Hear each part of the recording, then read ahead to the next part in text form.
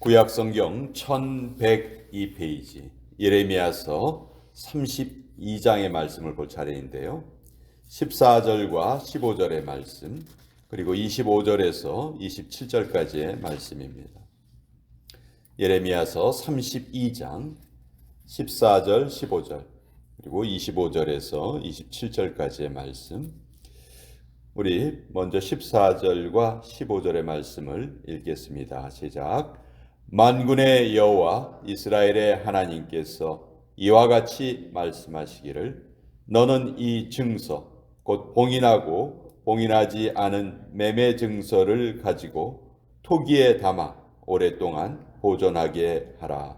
만군의 여호와 이스라엘의 하나님께서 이와 같이 말씀하시니라. 사람이 이 땅에서 집과 밭과 포도원을 다시 사게 되리라 하셨다 하니라.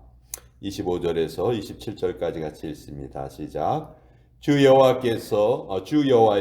주께서 내게 은으로 밭을 사며 증인을 세우라 하셨으나 이 성은 갈대아인의 손에 넘기신 바 되었나이다. 그때 여호와의 말씀이 예레미야에게 임하여 이르시되, 나는 여호와여 모든 육체의 하나님이라. 내게 할 수 없는 일이 있겠느냐. 하나님의 말씀입니다. 아멘. 자, 예레미야서 32장은 이제 남유다의 마지막 왕 시드기야 왕 시절에 있었던 일입니다. 시드기야 왕은 11년을 통치하고 이제 결국은 남유다라는 나라가 망하게 되는데요. 1절에 보시면 유다의 시드기야 왕 10째 해입니다. 그러니까 나라가 망하기 1년 전인데요. 이미 이때 바벨론의 느부갓네살 왕이 예루살렘 성을 다 포위하고 있어요. 근데 끝끝내 항복을 하지 않으니까 어떤 방법을 쓰냐 하면 예루살렘 성을 고립을 시켜서 그 안에 있는 사람들을 다 굶어 죽이는 그런 전략을 씁니다. 그러니까 이제 계속 이제 포위가 되고 있는 그런 상황이고요. 이때 예레미야는 시드기야 왕에게 미움을 받아가지고 지금 감옥에 갇혀 있어요. 예레미야는 계속해서 항복해라. 이건 하나님께서 정하신 일이기 때문에 바벨론을 이길 수가 없다. 그러니 빨리 항복을 해야 백성들의 피해를 줄일 수 있다. 이렇게 이제 얘기를 한 것이죠. 시드기야 왕 입장에서는 선지자가 좀 좋은 말을 해주고, 걱정하지 마세요. 하나님이 도와주실 거예요. 하나님 우리를 지켜주실 거예요. 이렇게 말을 해주면 좋겠는데 항복을 하라고 하니까 왕 입장에서는 그 말을 듣기가 싫었겠죠. 그래서 예레미야를 지금 옥에 가둔 그런 상태입니다. 그렇지만 이미 하나님의 뜻은 정해지셨죠. 하나님은 도저히 유다 백성들을 이 상태로는 안 되겠다. 내가 이들에게 정말 이들의 정신을 완전히 깨우칠 수 있는 그런 기회를 줘야 되겠다. 그래서 하나님께서 정하신 방법은 바벨론을 채찍으로 들어서 유다 백성들을 잠시 동안 징계하게 하는 그런 방법을 쓰신 거예요.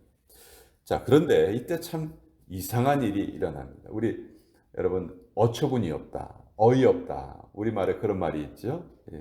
어처구니가 뭔지 아세요?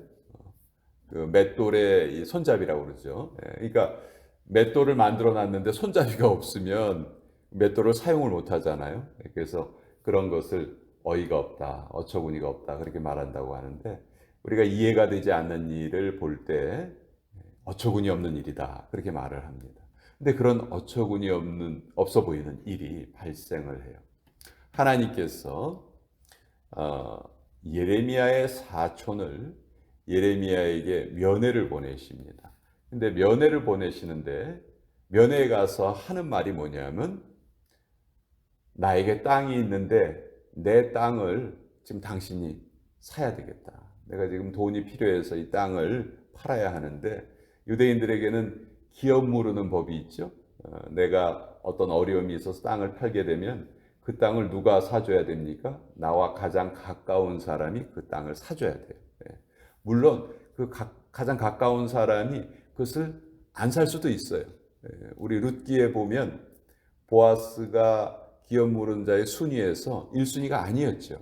그렇죠? 근데 그 1순위였던 사람이 내가 그걸 안 하겠다 해서 이제 보아스가 이제 룻과 결혼을 하게 되는 것이죠.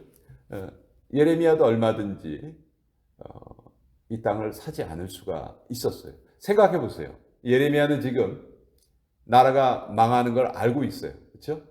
자, 나라가 망하게 되면요. 그 나라의 땅값이 어떻게 될까요? 그 나라의 화폐 가치가 어떻게 될까요?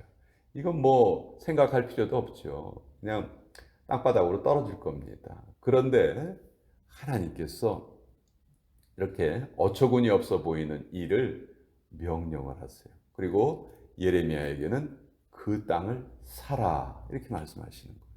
그리고 그 땅을 사가지고 그냥 뭐 너희 둘이 그냥 됐어 우리 아는 사이인데 뭐 이러고 끝나지 말고 정확하게 매매 증서를 남기고 그것을 모든 사람들이 볼 수 있도록 그를 잘 보관을 해 놔라. 그렇게 말씀하시는 거예요. 자, 하나님께서 지금 멸망할 나라의 땅을 사놔라 하는 이 말씀은 무슨 뜻일까요? 결국 이 나라가 지금은 망하는 것처럼 보이지만 반드시 다시 회복될 것이다. 그것을 예레미야에게 다시 한번 확인시켜 주고 계시는 거죠. 그래서 하나님께서는 예레미야에게 너희가 지금 당하는 고난이 일시적인 고난이고 반드시 하나님께서 회복시켜 주신다. 그래서 14절 뒷부분에 보면 그 매매 증서를 토기에 담아서 오랫동안 보존하게 하여라. 그리고 15절 만군의 여호와 이스라엘의 하나님께서 이와 같이 말씀하시니라. 사람이 이 땅에서 이 유다 땅 지금은 바벨론에게 침략을 받아서 곧 멸망될 것처럼 보이는 이 땅에서 집과 밭과 포도원을 다시 사게 되리라 하셨다 하니라. 자, 다시 이런 일이 있을 것이다. 즉, 이 땅이 꼭 다시 회복될 것이다. 이것을 지금 말씀하고 계시는 거죠. 근데 예레미야도 하나님의 말씀을 전하지만 겉으로 보이는 현실은 너무너무 하나님의 말씀과 달랐어요. 그래서 예레미야도 하나님께 다시 한번 여쭤봅니다. 25절에 우리가 읽은 부분을 보시면 주 여호와여 주께서 내게 은으로 밭을 사며 증인을 세우라 하셨으나 이 성은 이 예루살렘 성은 이 유다 땅은 갈대아인의 손에 넘기신 바 되었나이다. 갈대아라는 말은 바벨론의 또 다른 말이죠. 성경에 보면 바벨론, 갈대아, 신할 평지할 때 그 신할 이 세 군데가 세 가지가 같은 지명이에요. 바벨론을 뜻하는 말이에요. 그러니까 바벨론 사람이 이미 우리나라를 차지하지 않았습니까? 하나님이 이 땅을 다 그들에게 넘기지 않으셨습니까? 근데 왜 이 땅을 저에게 사라고 하셨어요? 이렇게 물어보는 겁니다. 그때 여호와의 말씀이 임하시죠. 27절 나는 여호와요 모든 육체의 하나님이라 내게 할 수 없는 일이 있겠느냐. 너무너무 참 우리에게 은혜가 되시는 말씀이죠. 하나님은 전지전능하시고 무소불위하시고 못하시는 일이 없으세요. 근데 문제는 그 하나님의 일이 우리는 하나님 못하시는 일이 없어 이렇게 고백하면서 속으로 은근히 어떤 생각을 하냐면 그래 내가 원하는 대로 다 이루어 주실 거야. 못하시는 일이 없으니까 내가 원하는 대로 다 이루어 주실 거야. 여러분 이렇게 생각하면 우리가 하나님을 이용하는 거예요. 하나님 못하시는 일이 없지요. 근데 어떤 일만 하십니까? 하나님의 뜻에 맞는 일만 하시는 거예요. 그러니까 우리가 하나님 못하시는 일이 없습니다 라고 고백할 때에는 어떤 고백도 함께 드려져야 되냐면 내가 원하는 모든 일, 내가 생각하는 모든 일이 하나님의 뜻에 맞추어지기를 원합니다. 이 기도가 반드시 뒤따라야 돼요. 이 기도가 뒤따르지 않으면 우리는 하나님을 믿는 것이 아니고 미신을 믿는 겁니다. 무당 찾아가는 거하고 똑같아요. 너무도 많은 사람들이 신앙생활을 하면서 그런 신앙생활을 하기 때문에 계속해서 자기의 욕심을 채우려고 하고 하나님의 뜻이 자기의 뜻보다 뒤로 미루어지는 것이죠. 그래서 나는 여호와의 모든 육체의 하나님이라 내게 할 수 있는 일이 있겠느냐 이렇게 물어보실 때 우리는 이 고백을 하면서 우리의 믿음을 반드시 우리의 뜻이 하나님의 뜻에 맞춰지기를 기도해야 한다. 이 땅에 일어나는 일들이 자꾸 우리의 믿음을 흔드는 경우가 많아요. 참 이해할 수 없는 일들이 많이 일어나죠. 그러나 그때마다 우리는 이 말씀을 다시 한번 마음에 새겼으면 좋겠어요. 나는 모든 육체의 하나님이다. 내게 할 수 없는 일은 없다. 결국 우리가 해야 하는 일은 무엇이냐? 내 뜻이 하나님의 뜻에 합당하다는 것을 우리가 확실하게 확인을 했다면 그때서부터 내가 해야 할 것은 기다리는 거예요. 그 뜻이 이루어질 때까지 기다리는 거예요. 이것이 우리 믿음이에요. 그러니까 믿음 생활에서 가장 필수적인 거 먼저 내 뜻을 하나님의 뜻에 맞추는 것이죠. 또 그렇다 해서 그것이 다가 아니에요.